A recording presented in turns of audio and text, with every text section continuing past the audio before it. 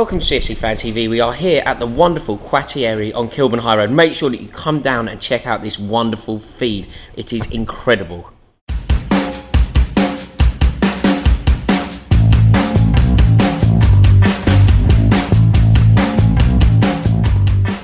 That's right, I cannot wait to tuck into this, and I am delighted to be joined by the one and only Akeem from Cheekysport. Akeem, thank you so much for coming on. No problem. Pleasure. I've been begging to get Akeem on here for ages due to some of his most controversial statements. I've been very, very intrigued. I was listening to his wonderful radio show the other day on the BBC, and wow. Do you know what, actually? Let's just start with that. Can we talk Newcastle? I know. So this is our Premier League roundup. It's where we discuss everything that's been going on with football. Yeah. You said something very controversial off the back of the Jamal Lascelles comments. Yeah, 100%. It was on BBC 5 Live, and you know, I say unfortunately, but fortunately, you know, it allows, of course, you know, the platform allows to give your own opinion, and to be quite frank, what Jamal Lascelles, for anyone who didn't know, he came out and signed a new contract over the last couple of days, and I was really surprised that once he signed the contract, two things. Firstly, the journalist that he was talking to asked him the question of, you know, what do you think of Mike Ashley? Which is such a bizarre question to ask someone who plays for the club. Yeah. Which he's going to be put into a back door. It's a naughty move from the journalist. What else can he say? It's a stupid question. So he asked that question, and then Lascelles said what you knew he would say, which is, he's a nice guy. Or, you know, whatever it will be, it was going to be positive, of course. He said that, and then you heard Newcastle fans say, "Oh, we don't want him at the club anymore." By the way, this is, just to be very clear, this is the best defender at the club, and this is probably their shining light. Besides John Joe Shelvey, he is one of the players that you would say can get into a lot of sides. I'd say he's ahead of John Joe. Like, John Joe Shelvey's a good player, but Lascelles is the jewel in the crown. 100%, and he can get into a lot of Premier League teams, probably the bottom half of the league, definitely. So this is a guy that they're saying get him out of the club just because he said he likes Mike Ashley, and I was like, hold on a second. Do you respect the principle that they're doing there? They're actually ready to sacrifice their club for the principle. I respect the principle in that sense, but I think it's a little bit harsh, and that's why, obviously, on the BBC 5 Live show on Sunday, I said, you know, I think Newcastle fans are being a little bit too harsh with Mike Ashley because the man is running a business, and quite frankly, whether it's House of Fraser, which he owns, or Sports Direct, he sees this as another business. The answers that I was getting was, this is a chat. You know, you've got to run a football club like a charity. I'm sorry, you've got to put more money. Yeah. That's rubbish. It is a business. That's rubbish. I'm sorry. If someone else wants to buy the club and do a better job than him, be his guest. But quite clearly, in the last 20 years, no one else has wanted to do that. That's why he's still there. Yeah. You know, it's very interesting. So frankly, you know, you're complaining, but it's not as if you're complaining and there's another option. Yeah. You know, what's your other option? No, I agree with you. I think it's a very, very difficult one. And I kind of see where Newcastle fans are coming from, but I also completely understand your point. I thought that show was brilliant, by the way. I really did think it was good. Even with the Mike Ashley comments, which Newcastle fans are going to go mad about. I enjoyed those comments. I mean, they were slightly provocative, but I did enjoy them. Can we now talk about Chelsea? Yeah. You're obviously a Manchester United fan. You're well known to be a Manchester United fan. Chelsea have won again. We're undefeated in 11. Sarri has got the record for being a new manager to last that long without losing. Yeah. Chelsea, it's right for me to say this, Chelsea are in a title race. Always have been.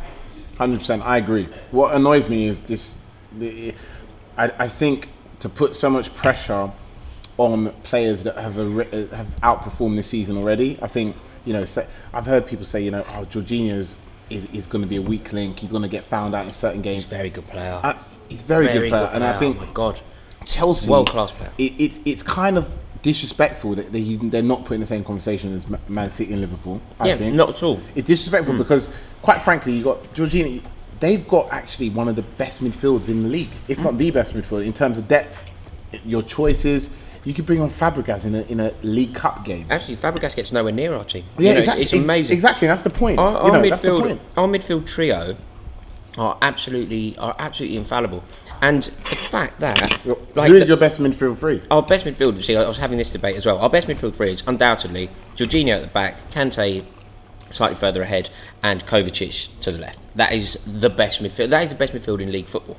Not in the Premier League football, league football. I can't think of a better.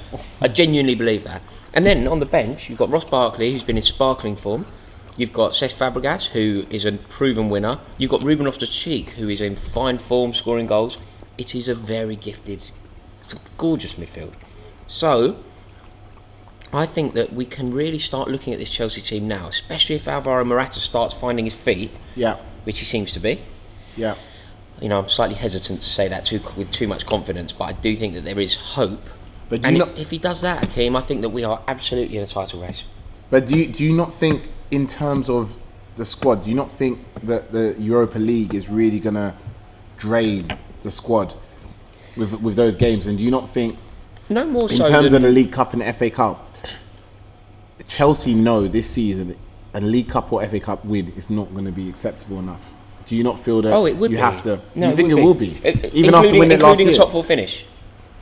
Do you think that'll be enough? Oh, mate, if we win a trophy and finish in the top 4, that is a fantastic season. When I mean enough, I don't mean enough to, of course, be happy with or you know. These are so nice. These are really good. I don't even know what it is. I don't know what it is. On that note, how do you eat with a knife and fork? And people Akeem found it so funny last week in this video. I was given a bit of grief for eating a pizza with a knife and fork. He found it so funny. Screenshotted it to me. Ridiculous. Absolutely ridiculous. But on topic. On topic, yeah. So we're in a title race. Yeah. Do you think Alvaro Morata can rediscover his form? Yeah, he can. I think what's helped Morata is he hasn't had the same pressure as Lukaku, for example, at Man United. I don't think he has. I think a lot of Chelsea fans has been like, oh. And I don't know if this is because Giroud's been there. I don't know if it's because the rest of the team's been performing. And I think that's what... You love Lukaku, don't you? No, I just think that stats don't lie. And I think Rooney, which is probably a topic we're going to come on to shortly anyway, the fact is, you know, the same criticisms happening with Wayne Rooney. Oh, why is he coming back? Oh, why is he even respected for England? He shouldn't, you know. The fact is, he is the greatest goal scorer of all time in England. You know, that's a fact. And when it comes to facts with Lukaku, yeah, he's got, you know, like he plays in Timberlands, he plays in jeans, you know, all of those jokes. The fact is, he is still one of the greatest scorers in the last 5 to 7 years in the Premier League. That's a fact. And that's with playing for West Brom and for Everton. For Everton, with no disrespect. But being good enough for Everton and being good enough for West Brom is a very different thing to be good enough to Manchester United. Being good enough for Manchester United to follow in the footsteps of Dennis Law, George Best, Dwight York, Andy Cole, Teddy Sheringham, Eric Cantona. I think my point... Ruud van Nistelrooy. The list goes on. I could sit here and name fantastic. Like, I haven't even said Mark Hughes, who's one of the best strikers I've ever seen at Chelsea. Like, I didn't even say him when I was thinking about your club. The fact that Lukaku is following in their footsteps, it's kind of insignificant whether he's good enough for Everton or West Brom, isn't it? It doesn't matter. Yeah, having said that, very true. However, my point is really, Morata didn't have the same pressure because I feel Chelsea's form and Giroud helped him. So it helped him, and it's helped rebuild his confidence faster. And I think Lukaku's got a lot of stick, but I do feel if Man United was second or third now, and you know, ironically, we'd only be, let's say, we only need 5 points or something to be second or third now. So if it wasn't for that 1 or 2 game slip-ups, I don't think Lukaku would have the same abuse that he's having now. And the fact is, you know, the form has been poor enough to start pointing fingers at people who have underperformed. And Lukaku's one of those players. But, you know, players are always going to have dips in form. Yeah. Judge players on the overall season. Lukaku last year as an overall season scored 28 in all competitions. He had a good season last year. 28 in all competitions. Judge him at the end of the season. If at the end of the season he comes out with a Benteke total of 7 or 8, then you've got a problem. Yeah. Then you got a problem. But he usually does make it up. You keep getting wins. Well, he's getting wins. You know, people were joking about the way he jumped out of his seat after beating Bournemouth. I feel he's scraping at the moment, but I do also feel that he's really unprofessional. They heard that. You did it slyly. You did it well. Doesn't matter. But they heard that. They know that. Shows it's real though. Shows it's real. But look, Mourinho's scraping the wins. However, I wouldn't be shocked if United beat City on Sunday. I wouldn't be shocked. And I'll never be shocked with Mourinho. And I don't know what your opinion is. You're probably hoping, of course, that Mourinho does do one over Pep. But I do feel... We need him to. We need him to, yeah. I mean, I genuinely believe that we can win the league now. I really do think that we can win the league. And obviously, for us to do that, we're relying on City dropping points at certain stages of the season. And one of those stages is undoubtedly their fixtures against Manchester United. That is one of the moments where you look at the table and think it could change here. You know, almost every other time you look at it, you don't think you can. I'd say Liverpool is another fixture where they could do it. How scared are you of Liverpool this year? I feel like Liverpool will end the season win the league. You think they're going to win it? I feel they'll win the league. That's an anti-City bias, isn't it? That is a Manchester United. You can't think that they're more likely to win the league. I'm not going to say they're more likely, but they will win the league because I feel when it comes to the second half of the season or from mid-December onwards, I feel City are going to drop a few points as in comparison to Liverpool. It's a prediction. I just feel Liverpool are solely focused on winning the league this season, whereas Man City have to make some significant... they have to make progress in the Champions League. And when it gets to the second round quarterfinals, I think Liverpool, who's obviously going to make it to that point, are going to be much more... They're going to take more risk in the Champions League. It's not going to be a big deal if they go out in the quarterfinals. Whereas for Man City, they have to make progress. Here's a question for you. Yeah. I don't think that the team that ultimately wins the league will drop points away at Arsenal. And Liverpool, that's 2 points dropped for Liverpool there. Why do you say that? Because Manchester City went to Arsenal the first game of the season and Arsenal couldn't touch the ball. Yeah, but that's because Arsenal wasn't in full flow. Do you think a City today would do that? Yeah. Yeah, that's my problem with it. They're just so good, City. You know, when I was at Chelsea yesterday and I was, obviously keeping an eye, I was having a look at my phone now and again for the City result. Every time I checked it, they scored another goal. It's mental. It's mental. They're so good. Yeah, I'm not sure if anyone can stop them. I think they're good. They're good. Whatever these are good.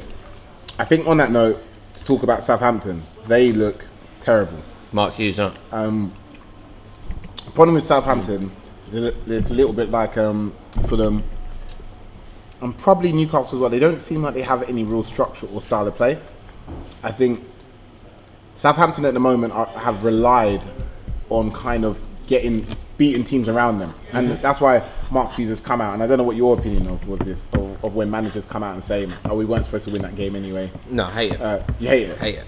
Because that's where he came out. He said, "Oh, these are not the games that are going to define our season." Mate, when Chelsea were terrible, when I was a kid, Chelsea was terrible. Manchester United were winning the double. Yeah.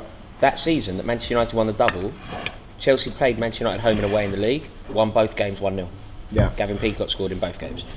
You can do it. You can upset. You know what I mean? You can do it. That Manchester United team were incredible. Won the cup, beat Chelsea 4-0 in the cup final. Yeah. But it was an incredible team. It was Kanchelskis and Ince and Mark Hughes and Eric Cantona and Dennis Irwin and Gary Pallister. It's brilliant. Chelsea beat them home and away that season and finished 11th in the league. That attitude, we don't need to win this game, is so demoralising. The problem is anti-football. The problem is the fact, anti-everything that football means. 100%. The fact that he said that means that they went into the game probably with the wrong mindset. If the manager says that, which unfortunately Neil Warnock does all the time as well. Start resting players for big games and all that. Yeah, because that's what Neil Warnock does as well. And the problem is that the way that they see the league is we must win the games against teams around us, but the big teams we can afford to lose. But actually, no, you can't, because if you go to that game, Southampton v Huddersfield or Southampton v Fulham, and you lose those games, you need to then. You're now pretty much doomed. That's why you need to try and pick up wins or draws at least at every single team, and that's what Bournemouth done years ago. Yeah, they went to sides. Yeah, sometimes they'll lose 4-0, but other times they could. You nick a point. You nick a point. You go for 3 even. Yeah. Absolutely, yeah, they did it to West Ham that year, didn't they? Yeah. But Southampton's got the wrong mentality if they feel that they can survive on the base of only beating teams around them. They're not going to survive. The only way they survive is that there are so many other terrible teams in the league at the moment. Like Huddersfield, Cardiff, Fulham, Southampton. They are just dreadful. Like, usually if you're averaging a point a game, so 11 points, 11 games, you're doing badly. West Ham have got 11 points after 11 games. They're mid-table. That should be bottom 3. It's so bad this year. The league is so bad. Who do you think is going to go? I think Cardiff. Cardiff are doomed. I feel Huddersfield as well. I feel whoever loses, obviously the bottom table crash, but Huddersfield will go down regardless, I think. And then I think it will be between Fulham, Southampton. I feel Newcastle will be safe. Yeah, Newcastle. The worry is really on Burnley. Burnley have really I think been Burnley will be safe though. I think Burnley. I just feel like they've just got enough in them to be safe. They're just conceding so many goals now, and I feel sorry. I don't know if I should feel sorry for Joe Hart. No. For what he's been, but this is now a league where. Yeah. After what Joe Hart did for England against Iceland, we never need to feel sorry for Joe Hart ever again. What did he do again? Not talking about it depressed me. Tell me, what did he do? We went out to Iceland and Joe Hart was in goal. Yeah. What are you doing? What's he doing? Still not over that one. Do you know what, Akeem? We should probably wrap up here before I get angry. Thank you so much for coming on. Pleasure. Thoroughly enjoy it. Thank you so much to Quattieri for letting us come in here and sample this lovely food. Remember, if you're ever in northwest London, make sure you pop in, say we sent you. It's really, really a lovely restaurant. And Akeem, it's 12 o'clock on a Sunday, BBC 5 Live. Yeah, 12 to 1, BBC 5 Live. Tune into More the squad. It's controversial good. It's stuff. good. It's funny.